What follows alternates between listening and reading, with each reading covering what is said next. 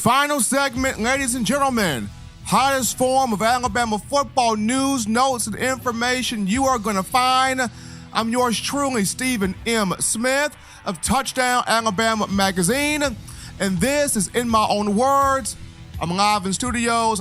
And while I was able to get this done in the studio, got to give you a little update as to why you are seeing this form of the podcast instead of the form you have become so used to watching, which is my face on screen talking. In the last couple of days, I've had some really bad thunderstorms come through my area, just really sharp lightning that has knocked the power out, and I've had to try to repackage and re-upload the raw video footage to our producer. But when the weather gets that bad and you're trying to re-upload something and it knocks the power out constantly, it becomes very, very aggravating. So instead of going through that hassle, we have decided to go to this method of showing you the podcast, but still quality, still getting you the best news, notes, and information on your Crimson Tide. So we've had a strong week of shows with a number of different topics, the latest one being the interview with Jermaine Funny Man Johnson, one of the faces behind 95.7 Jams, one of the hottest comedians in the streets right now, and somebody that is a huge Alabama football fan. If you haven't done so, be sure to check out his videos in the upcoming season on how, Crimson Tide fans react to games upon them being played. But for me, I am excited to have Steve Sarkisian back at the University of Alabama as offensive coordinator. Let me just tell you, I am bubbling over, and you as a fan, you as a diehard consumer of this program should be very much so excited also, as I'm about to go into my 3 reasons as to why I'm excited to have Sark back, and this is a huge year for him in terms of the Crimson Tide getting back to the college football playoff, winning a national championship, and his whole story coming full circle here. Just some background information on Sarknado. Steve Sarkisian, 45 years of age, a native of California. He's got 18 years of coaching experience going into his 19th year this season. Of those 18 years, 9 of those he has spent as a quarterbacks coach, 7 of those years as a head coach, both at the University of Washington and the University of Southern California. Of course, 2 years as an offensive coordinator in the National Football League with those Atlanta Falcons. His coaching career started in 2000 as a quarterbacks coach at El Camino College. Now, the specialty where Sark is concerned works really well with quarterbacks, is a big-time offensive schemer. In terms of quarterbacks, Sark has coached 11 3,000-yard plus passing seasons. But 3 reasons as to why I'm hyped up, excited to have Sarkisian back as the offensive coordinator. Number 1, Sark has something to prove, and he knows it. He's got something to prove, and he knows it. And we're all fond of coaching trees, of coaching rosters, but we're all fond of coaching trees. Whether it's Bill Parcells, and that's a pretty darn impressive coaching tree, Bill Belichick, Nick Saban, whose coaching tree is spreading far and wide by the day. But when you look at the early 2000s, there was a coaching tree, a coaching roster that was really, really, really dynamic, and that tree was located in Los Angeles, California, the University of Southern California, USC. At the time, the head coach was Pete Carroll, and he had a tripod. He had numerous coaches under him. But the 3 I want to focus on, the tripod that he had under him, which was Norm Chow, Lane Kiffin, and Steve Sarkisian, were 3 really big-time, really high-profile coaches that were just ready to take on anything. And if you remember, 2003 and 2004, USC was the BCS national champion. Now, of course, When the sanctions came in, they were stripped of the BCS title. However, the Associated Press, the AP poll, still recognizes USC as its national champion for 2003 and 2004. So at that time, Norm Chow was the offensive coordinator, Steve Sarkisian was the quarterback's coach, and Lane Kiffin was the wide receiver coach. Now, the reason why I'm kind of breaking all of this down this way is, remember, Lane Kiffin was somebody that, great offensive mind, strong in detail, but mouth got him into trouble, had some personal problems, burned a couple of bridges, and he was not a hot commodity a few years after the whole thing with USC and him getting fired off the tarmac. But you remember when it was rumored that he was coming to Alabama? You know, Nick Saban saw some things in him that he liked about Kiffin, and the main thing coming from Crimson Tide fans, no. Don't bring Kiffin over here. He's bad for Alabama. He's got personal baggage. Mouth gets him into trouble. Keep him away from our crimson and white. No, Kiffin, not good. And Nick Saban says, son, come on in here. You are exactly what I need. And when Lane Kiffin came in here, he brought Alabama some things that were really, really good. And I'm about to show them on screen right now. With Kiffin at Alabama from 2014 to 2016, he brought Alabama 2 3,000-yard quarterbacks, Blake Sims, Jacob Coker. Brought the Tide 2 1,000-yard rushers, Derrick Henry, Damian Harris. Brought the Tide its first ever 2,000-yard rusher for a single season in Derrick Henry. Brought the Tide 2 1,000-yard receivers, Amari Cooper, Calvin Ridley. Brought the Tide its first ever Biletnikoff Award winner in Amari Cooper. Brought the Tide a Heisman Trophy winner in Derrick Henry, and helped the Tide win a national championship in 2015. All of these things Lane Kiffin did in his 3 years here because Nick Saban brought him in despite the baggage, despite the off-field stuff, even though folks said, no, this ain't gonna work, this ain't gonna do, this doesn't fit. Nick Saban brought him in, and Lane Kiffin worked the magic. So, that's a big thing there. And for a lot of Tide fans, they still feel like if Kiffin and Saban would have worked out their differences in the 2016 season, the 2017 title game, that would have been another national championship for the Crimson Tide. But I digress from that statement. You cannot cry over spilled milk. It's already on the ground, and the cat is licking it up. So we move on from that statement. Just like what happened with Lane Kiffin, Sarkisian came in with some baggage. Sark came in with some personal issues, was fired from 2 highly profile jobs, USC and Washington. Alcohol was involved in there, pills were involved in there, and some of that was stress related. But he comes to Alabama as an offensive analyst in 2016. A lot of people felt like no Sarkisian, he's got baggage, he's got trouble, he's got issues. But just like Lane Kiffin, Nick Saban tells Sark, I see something in you, I see something positive in you, let's bring you in, let's clean you up, let's show you the way, and let's see how this goes from there.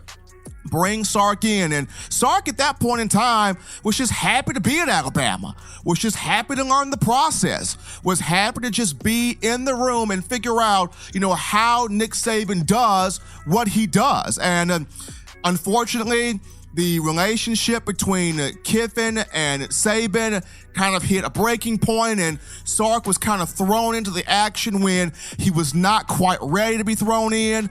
But when he took the move to go to the Atlanta Falcons for 2 years as an offensive coordinator, I don't know what transpired between him going to Atlanta and him coming back to Alabama, but those 2 years in the National Football League humbled Sark, grounded Sark, motivated Sark, gave Sark a new lease on coaching football. But not just that, it gave him the understanding of how to run an offense of how to run a team from a CEO mindset, because hearing Sark speak at Fan Day at the open practice was very refreshing. Detail-oriented, thoughtful, understands what he wants to do and what he is trying to do. He is hooked, line, sinker into the process. Keep in mind, has not won anything as a coordinator or a head coach. The last time he won something big, 2003, as a quarterback's coach. He knows how big this moment is. To bring his story full circle, I am really excited for Sark. He's got something to prove. That's number one. The number two reason as to why I'm excited to have Sark back, he is challenging Tua Tagovailoa at quarterback in ways to where the junior did not think would probably happen. He already has a pre-existing relationship with the Tagovailoa family, but now he's just building off of that. And when you look at the season that Tua had just a year ago, right? The first 7 to 8 games of 2018, this man was eating up defenses. He was controlling college football. He was literally running away with the Heisman Trophy. 43 touchdown passes. I don't think Tua understood what an interception was because he didn't have any. And then the knee and ankle injuries came in. And then some anxiety crept in, some nervousness, some jitters crept in. The idea of, I gotta now overcompensate with my arm because my lower body is hurting. And he forced some plays, he forced some throws, and that's where 4 of his 6 interceptions came into play against both Clemson and Georgia. But if you remove the jitters, the nerves, the injuries, the anxiety, and you just take the sample size of the 43 touchdowns to no picks, you would have a lot of national media guys and fans going, can Tua be any better? Is there a reason for him to improve more? I mean, it's as good as it gets what he was able to do, the 43 touchdowns to no picks. Is it possible to see Tua really improve and get better? I mean, these are the type of things that people are saying about one Trevor Lawrence right now for Clemson. It's like, can he be even better? Can he improve? Is there a way for that to be even possible? Did you see how he took down the Alabama, the Nick Saban, and that defense, carving them up and winning the way he did? If Trevor Lawrence was to declare for the NFL draft right now, he would be a first-round pick just off the way he played. This is how people are talking about Trevor Lawrence right now. But the biggest thing in how he's challenging Tua is Sark wants this offense to not just be more prolific than what it was a year ago, but he wants this group to do so many things well so that you are putting stress, pressure, you are wearing an opposing defense out, you are wearing an opposing defensive coordinator out. He wants those defenses stretched out thin to where, what you gonna do? What you gonna defend? If we're running so many things well, can you defend the RPO? Can you defend the play action? Can you defend the slant and post patterns? Can you defend the run game? Sark wants this team doing so many things well that the defense does not know what to expect. And he's putting this on Tua to make sure everything is being handled to the accurate, efficient, effective degree. He is challenging Tua. He is putting all of this on the shoulders of the Hawaiian native to get this done. Yes, you had a great year in 2018, Tua, but forget that. We're looking at bigger, better, more efficient, and that's what Sark's putting out there right now.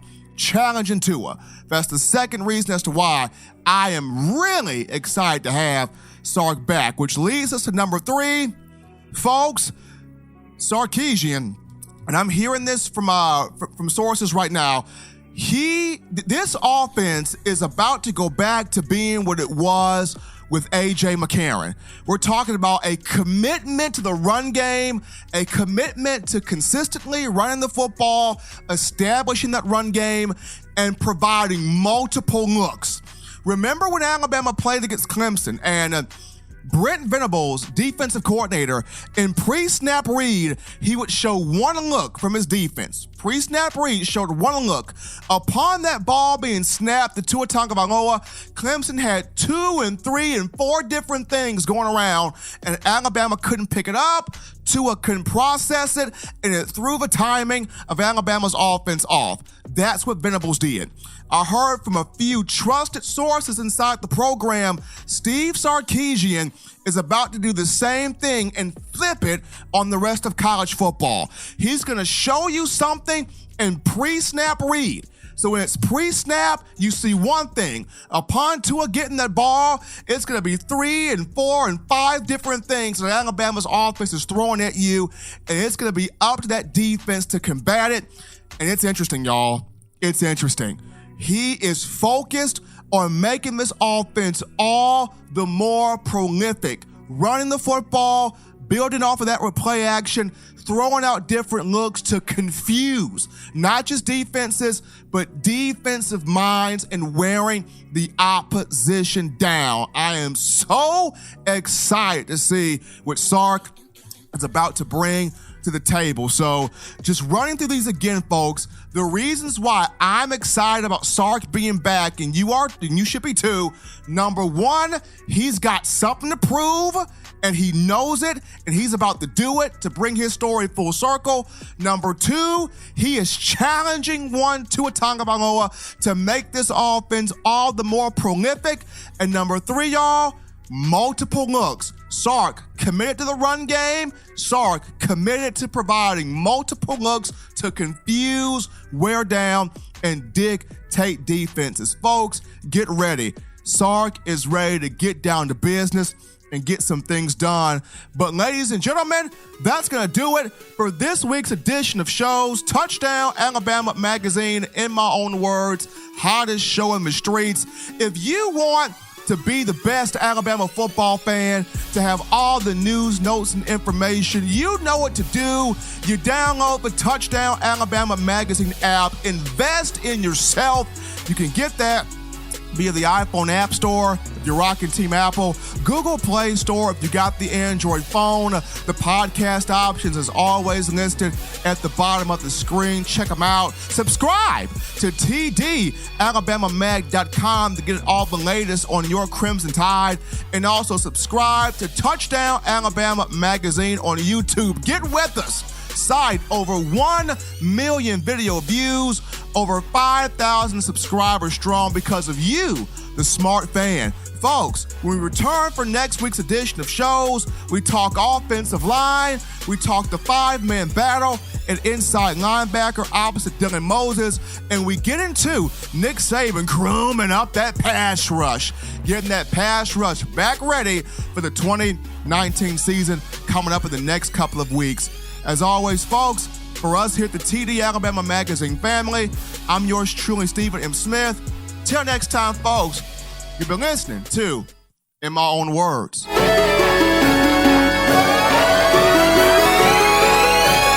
What's up, college football fans? You can catch the show every Tuesday, Thursday, and Saturday. Subscribe to get all the news, notes, and information covering your Alabama Crimson Tide.